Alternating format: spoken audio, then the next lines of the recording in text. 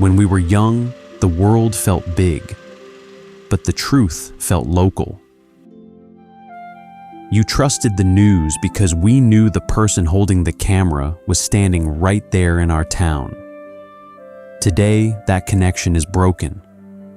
Local newsrooms are fading, replaced by endless feeds of synthetic noise based on distant algorithms.